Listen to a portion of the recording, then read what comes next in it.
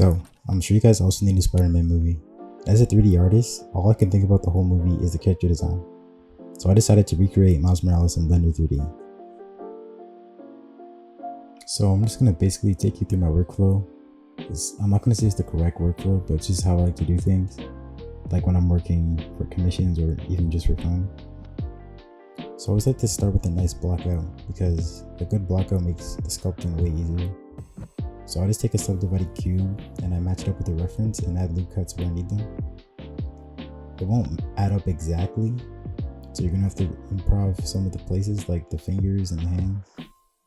But for the most part, it should line up.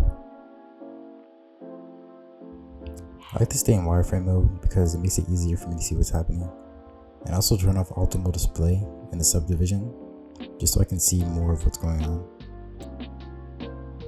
I add mirror modifiers to all parts of the limbs so that I only have to do work on one side. When I do the feet, I like to start with the side view first because the front view makes it kind of hard to actually line up everything. So once you get the side view done, it makes it easier for the front view. If you're wondering about the reference, I drew that with the mouse in Photopea, and I'm nowhere near a 2D artist, so I don't want to hear anything about that. But as long as it's decent, it should be enough to make a good model. What I like to do is add spears, well not spears, but circular shaped cubes for the knees and elbows. This makes it easier to get the shape, like once I add everything together. So for the forearm, I was really debating between using a cylinder and a cube, but I decided to stick with using all cubes because I feel like it gave me more to work with. Like with the cylinders, when you add loop cuts into it, it's like a very awkward thing to do. So I just kept it. So I usually start with doing the head, but for this model, since there's not a lot of detail, I guess I just decided to do it later. So what I do is I use two subdivided cubes together to create the one shape because it gives me more control over the shape. I remember when I was making this, I thought the head in the reference looked a bit off from the side view. So I was like debating if I was gonna follow it or not because it looked kind of lumpy in the back of his head. So like, I don't know if I wanted to follow that or not, but I think I ended up going with it.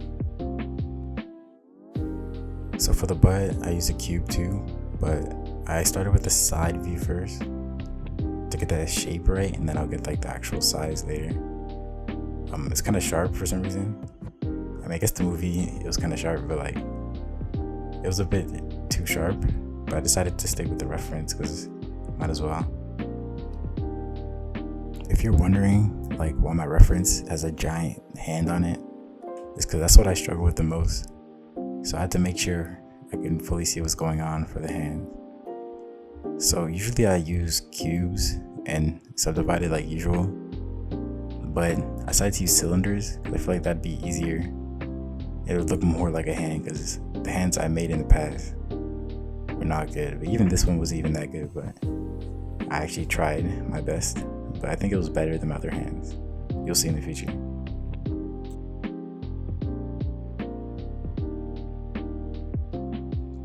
So after I'm done that, I like to group the hands together and mirror them. Because when it comes to remeshing, you kind of have to do things like separately. At least when it comes to hands, because the fingers are so close together, you're gonna need like a high resolution.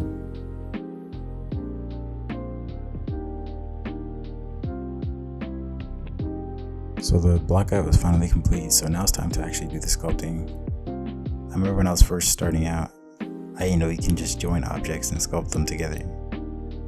So every single thing would be a separate object. I would just render it like that. So I remesh everything but the hands for now.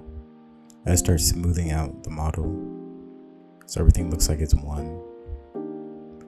Usually I don't go this high in res, but like by the legs, it was very close together, so it would look off if I didn't. So I just had to live with it. Here I am pulling out the jaw. I didn't know at first you can use a grab brush and literally pull the jaw down. I used to just not add a jaw. My models would look really bad, but after watching a lot of tutorials, I'm getting used to actually following like anatomy. Like you see here, the collarbone, I'm using clay strips and multi-control to kind of carve it out. And like by the ab area, I'm just using a crease to like show the difference in his chest compared to like the lower body. Lower torso. For the chest, I wasn't sure exactly how I was gonna do it. At first I was using like a crease brush, but it was very tiny. I didn't really know how it was gonna look. So I just kept messing with it and seeing what looked best. And then I decided to add like more like muscle in the pecs to make it look like he's actually strong and it's not flat. And then I just went over the creases again, made it look better. Here I was gonna add abs, but like I realized my reference had no abs. It was just a line. So I'm like, I just decided I wanted to do it. But then after looking at it, it didn't look that good. So I just smoothed it out a little bit, made it like less detailed abs.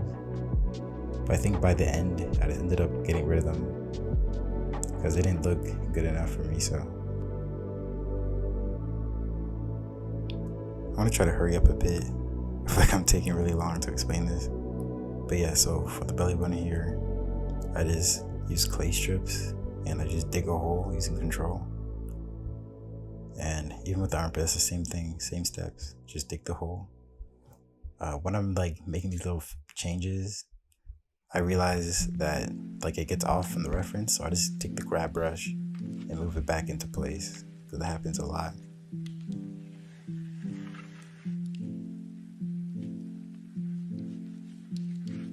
For the back of the leg, I do the same steps that I did with the armpit and the belly button, but I also draw clay strips in the middle to create that like tendon in the back there.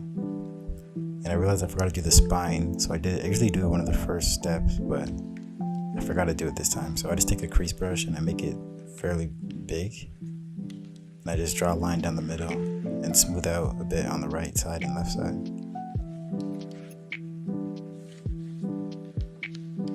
So here's where I add the hands to the body, and I decided to use a remesh modifier instead of remeshing it like how I usually do, because it can be really tricky and you have to go very low, so like your computer might crash. Mine crashed at least once. But yeah, so I just smooth out the fingertips because the cylinders have like a flat end, and then for the wrist I have to like smooth that out too and puff it up a bit. But I still struggle with the hands all the time. I don't really know what I'm doing. I just assume that's how it's supposed to look. Next, I start to add the crease lines like on the fingers and on the palm. I don't really know exactly what I was doing, but I guess they look decent for now. So I decided to add a bit of muscle like on the biceps. I don't think I ever really done that before, but I guess it looks decent for now. It looked a bit off at first. I just had to pull a bit of geometry up and out the way, but I think it turned out fine. I just added a couple final touches. It wasn't really worth seeing, so on to the next part. So for retopology, I kind of do it like in a weird way. So I cut my model in half and I put it into Instant Meshes, which is a program outside of Blender. Then I bring it back into Blender and I mirror it and put it into one object. Then I export my model to Mixamo. It's my old model there. But yeah, I export my model to Mixamo because Mixamo can rig any humanoid way better than I can. So I just stick with it. It does a very good job with the rig here. I usually do like a little test to make sure it's proper. So what I do for my new low poly rigged model is I bring it back into Blender and I duplicate it. And then for one of them, I add a subdivision and a shrink wrap modifier, and I shrink wrap it to my high poly model. And then with the new model, Well, with the second new model, I can add a multi-res modifier, and then I can reshape it based off my first new rigged model.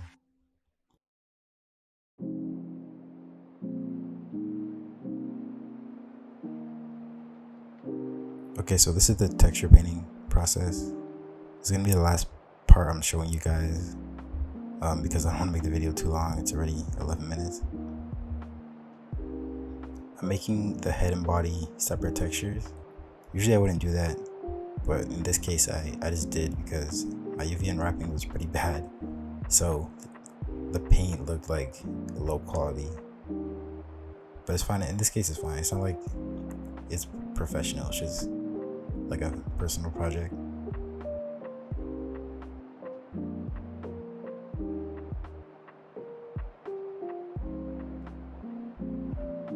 So I was just finishing up the red outline there. So for the chest, I found a PNG of the logo. So I just added it into a texture and then changed it to stencil so I can see where it would be placed. And for the fall off, I just put it on constant so there's no like fading away near the edges. So I just stamped it on the chest right there. And then for the lines on the side, I decided why not just use the line brush. It makes sense, right? I never like learned about that brush until recently, but it makes a lot of sense to be using in this case.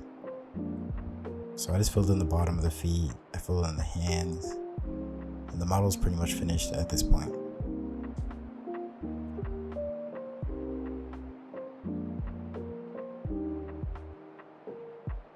I went up to Blender Kit and I found some silk textures to use for the suit, but then I decided it looks better when like the specular is turned down a lot, so you can barely see the detail in the end, but it's there.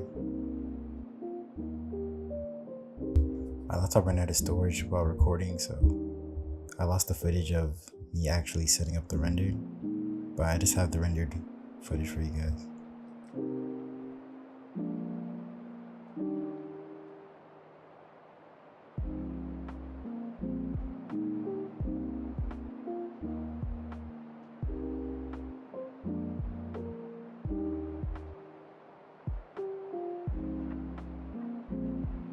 I hope you stuck the whole way through and watched the full video. I don't know if it was really entertaining, but I was just trying to be like informative and show people my workflow.